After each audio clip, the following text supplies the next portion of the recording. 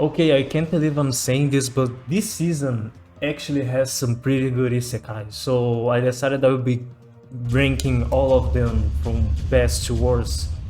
But here's the catch, I can only put one of them in each tier. So even though this is an S, A, B, C, imagine in your head that this is a 1, 2, 3, 4. This is a rank. This is not a tier list. I'm not doing that shit again. That was an awful video. I'm sorry, by the way, if you watched that or if you get to know me by that video. This one is way better, believe me. I have a script and all this stuff. Trust me.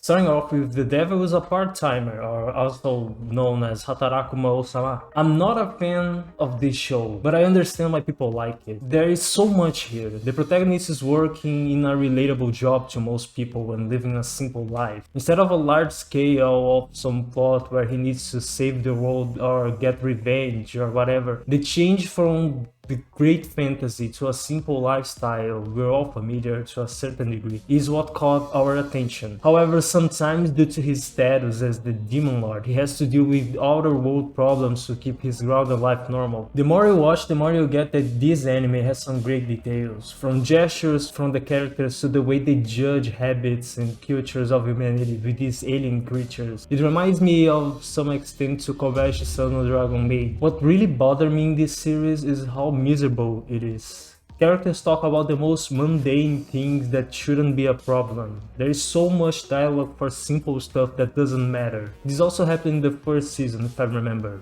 Yes, I know that they are portraying adults having a normal, mundane conversation, but we have 20 minutes with these characters per week. Let them talk what actually matters and what is important to them. This hurts, especially when you have these otherworld beings, which in this new land has no reason to continue to be who they were. That scene where Mao gives the umbrella to Amy without knowing who she was will continue to be my favorite moment from the show that I don't enjoy. I'll be giving a D tier, which it's the 5th best. You get it. Meanwhile, we have Overlord. This is a great example of how to use characters for their roles. I love the show, with the only downside being the terrible CGI in some moments. Besides that, it is fantastically written. Side characters that talk mundane topics are presented only to talk about mundane topics, and the main characters that we follow are designated for the important roles. Spoilers from the 3rd season here, minor ones, but there we go. I love how they introduced this adventures party group that were raiding Nazarick. This way they show us part of Nazarick while simultaneously presenting us an average party group of this world. Yes, they were not the main character and not that relevant, but their purpose was not to get the highlight of the show, but to set up for others.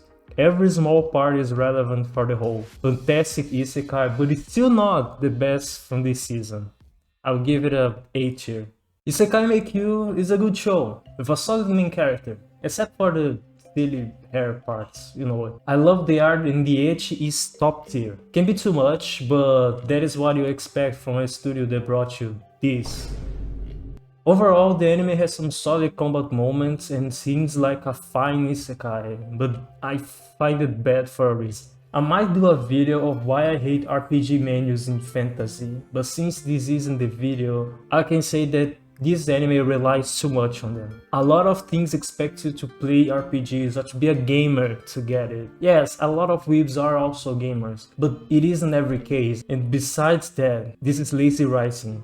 A lot of this system could be a well-crafted magic system that enhances the world and seems to be part of. I know that he's inside a video game, but this is not what the show is about. It could deliver us a wonderful and gigantic world where the magic could be and part of what helps him to build his harem, but it doesn't. And it's not over. The show also does something that I dislike in a lot of isekai, although it may be too early to tell, the anime isn't over yet, but still. Isekai Meikyuu doesn't take its main character past life in consideration. So why would be an isekai then, instead of a normal fantasy? Just because he's in a game? But why not a good magic system? You see, there is some lazy writing there. Of course, not everything needs to be a 5-minute explanation of how healing spell works, but also it feels horrible when you say that he can do it because he got a damn achievement. Again, I might need to do a why I hate this RPG menus and gamification of fantasy, but this will need to be another video. I enjoy Isekai Meikyuu, but it's not a good Isekai. Great itchy, but not a good Isekai. Situ.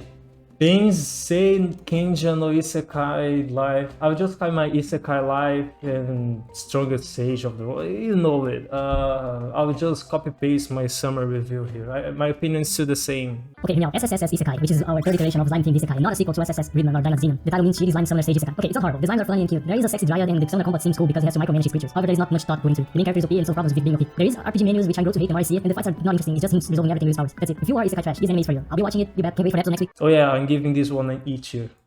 Black Summoner, which I bet none of you are watching. Feels like tasting bread. The art is decent, characters are bland, and there is no story. The main character just do what that goddess tells him to do. We don't see his progress or development since all of that is done out of the screen. The anime doesn't shine in anything.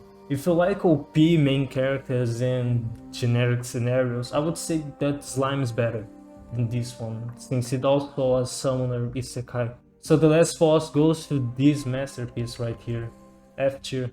Okay, I'm really enjoying Parallel World Pharmacy. This anime not only takes in consideration the past life of the protagonist, but also has what I like to call the non-battle isekai thematic, which in this case is chemistry and medicine knowledge. We already had something like that, but nothing as in-depth as this one.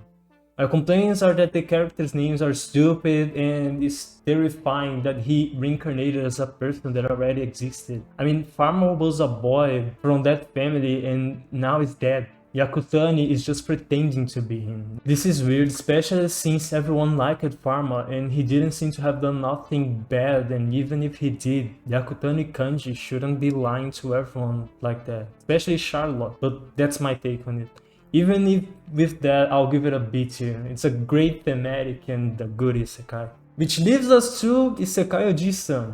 In terms of world building, Overlord could have taken this far, but it fails in an aesthetic that I believe this anime deserves, which is the past life of relevance. Isekai Ojisan might be an underrated gem from this season. Right from the start comes with the subversion of expectations by dodging the truck on killer attack, just to say that his uncle was the one who got hit by a truck. The show gives us an interesting premise, where the isekai adventure already happened and we are seeing them as memories from our protagonist that kept his powers in the real world. The art style can be strange, but it's not ugly, just different. It shines the most when characters do some funny expressions, which can be subjective, since comedy is subjective. But what it shines is that it uses the whole aspect of Isekai perfectly. I love the show, I will continuously watching. I feel bad for escaping at the start of the season, but I recommend everyone checking it out. So yeah, I would say that Isekai Ojisan is definitely the best Isekai from this season. In terms of Isekai, Overlord is also good. I also like Isekai Yakyoku, and Isekai Meikyuu is a better Ichi than all of these. Anyway, that's my ranking. You guys again can hate me if you feel like it. Oh my god, that last video was so bad. Anyway, I will end this.